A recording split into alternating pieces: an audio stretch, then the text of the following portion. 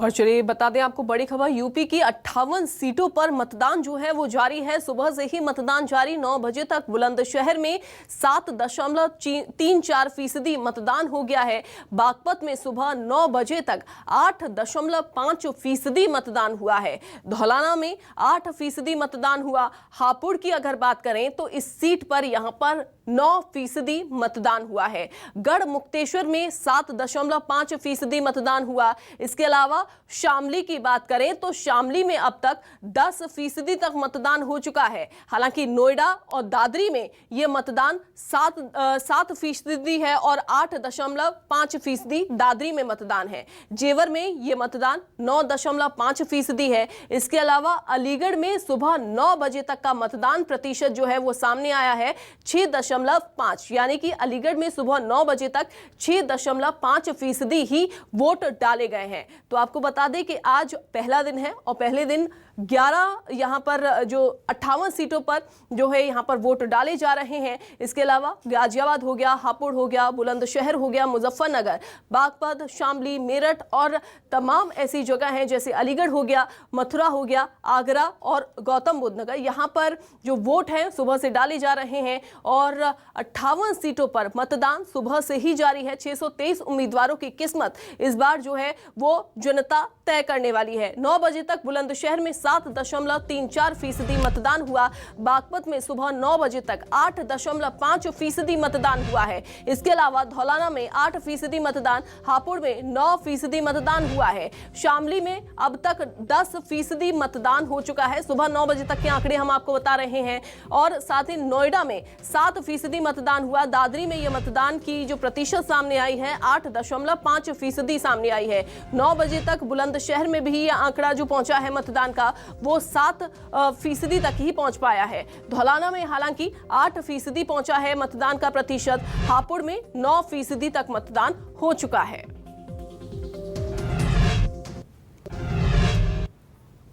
और चलिए 6 तस्वीरें आपको दिखाते हैं जहां पर अलग अलग जगहों से मतदान दिग्गजों ने कर लिया है। आपको बता दें कि मथुरा से बीजेपी उम्मीदवार श्रीकांत शर्मा ने, जो कि अब इनकी किस्मत जो है वो जनता तय करने वाली है, हालांकि इन्होंने मतदान किया। इसके अलावा पंकुड़ी पाठक ने भी मतदान कर लिया है। ये नोएडा से कांग्रेस की उम्मीदवार हैं, इन्होंने भी मतदान कर लिया है। इसके अलावा अतुल गर्ग ने भी सुबह ही वोट डाल दिया है। ये गाजियाबाद से बीजेपी के उम्मीदवार उतरे हैं और जनता इनकी किस्मत जो है वो तय करेगी। और बेबी रानी मौर्य, जी हाँ, इनकी किस्मत भी जो है वो जनता तय करने वाली है। बीजेपी से उम्मीदवार ये हैं, इनको बीजेपी ने इन पर भरोसा जताया है। आगरा से उम्मीदवार ये उतरी हैं इस बार। और ये तमाम दिग्गज जो हैं इन्होंने वोट डाला है, मतदान इन्होंने कर लिया है। हालांकि जनता किस पर विश्वास जताती है वो 10 मार्च को पता लगेगा।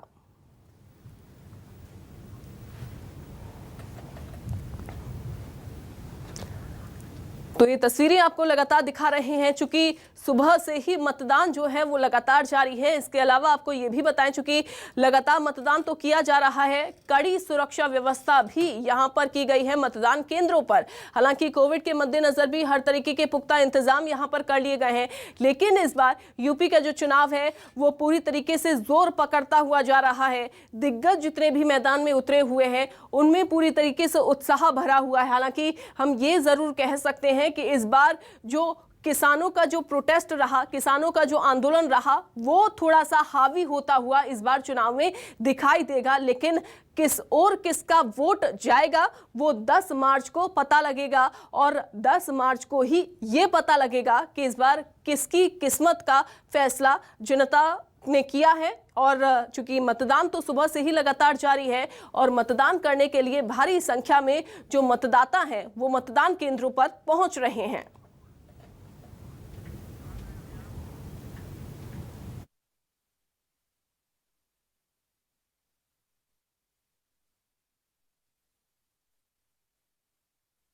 नोएडा से कांग्रेस के प्रत्याशी पंखुड़ी पाठक इस वक्त हमारे साथ हैं। मैम, इम्पोर्टेंट डे, आज क्या मैसेज देना चाहेंगी वोटर्स? मैं अपने सभी नोएडा वासियों से यही कहना चाहूँगी कि ज़रूर घर के बाहर निकलें और वोट डालें। लोकतंत्र के इस पर्व का हिस्सा बहुत ज़रूरी है बनना, और आप लोगों ने बहुत लंबे समय इस 10 तारीख का इंतज़ार किया है। आप सभी लोग बदलाव चाहते हैं और उसके लिए बहुत ज़रूरी है कि आप सभी लोग बाहर निकल के अपना वोट डालें। आज कितना अपनी जीत को आश्वस्त मानती हैं? चूंकि अगर इस इलाके की बात की जाए तो बीजेपी का दबदबा लगातार कायम रहा है, तो आज कितना कॉन्फिडेंस है? देखिए, जितना मैं जनता के बीच रही हूँ, हर जगह मैंने एक ही बात सुनी कि इस बार हम भारतीय जनता पार्टी का अहंकार तोड़ना चाहते हैं, क्योंकि 5 साल पहले एक बाहरी व्यक्ति को भारतीय जनता पार्टी यहाँ लाई, यहाँ विधायक बनाया, और 5 साल वो व्यक्ति इस क्षेत्र में दिखे नहीं। यहाँ के कभी जनता के सुख दुख में नहीं दिखे, लोगों के आंदोलन में नहीं दिखे, और हर किसी का कहना है कि इस बार हमें ऐसा विधायक चाहिए जो स्थानीय हो और हमारे बीच में रहे। और पूरे नोएडा में इस बार जबरदस्त बदलाव की लहर है। इस शहर का पब्लिक इंफ्रास्ट्रक्चर जो है वो जर्जर हालत में है। यहाँ पूरे शहर में साफ पानी नहीं है, सीवर सिस्टम खराब है, नालियां खुली हुई हैं। तो पब्लिक सिस्टम को जो इंफ्रास्ट्रक्चर है उसको दुरुस्त करना, ये सभी मेरी प्राथमिकताएं हैं। तो मुद्दे बहुत ज़रूरी हैं, लेकिन इस वक्त जो सबसे ज़्यादा ज़रूरी है कि आप अपने घरों से बाहर निकलें और अपने जो मतदान का आपका अधिकार है उसका इस्तेमाल करें, क्योंकि नोएडा में पिछली बार 50% से भी कम वोटिंग हुई थी। इसलिए सबसे ज़्यादा ज़रूरी है कि आप वोट ज़रूर डालें। कैमरामैन अजय के साथ दिव्या अग्रवाल, नोएडा, न्यूज़ 24। 315 सीटें थी प्रदेश में और 10 हमारे कुलीग से। अब की बार भी 325 से कम नहीं होंगी, उसमें ये 5 भी शामिल होंगे। वो केवल जातिवाद पर है। और हमारा ये चुनाव है कि जो काम किए उसके नाम पर है, राष्ट्रवाद पे। 2014 के चुनाव ने जो ये माइंडसेट लोगों का बन गया, उसकी परिणति आपने 2017 में देखी, 2019 में देखी, अब 2022 में फिर देखी। परिवारवाद का भी कम हुआ है और जातिवाद का भी कम हुआ है। इस बार कितनी सीटें आएंगी? मैंने कहा ना कि पिछली बार से कम नहीं आई। उत्तर प्रदेश की परिवारों का, बेटियों की सुरक्षा से जुड़ा चुनाव है। उत्तर प्रदेश में जिस तरह से व्यवस्था परिवर्तन हम लोगों ने किया है, हर विभाग को हम लोग पटरी पर लाने का हम लोगों ने प्रयास किया है।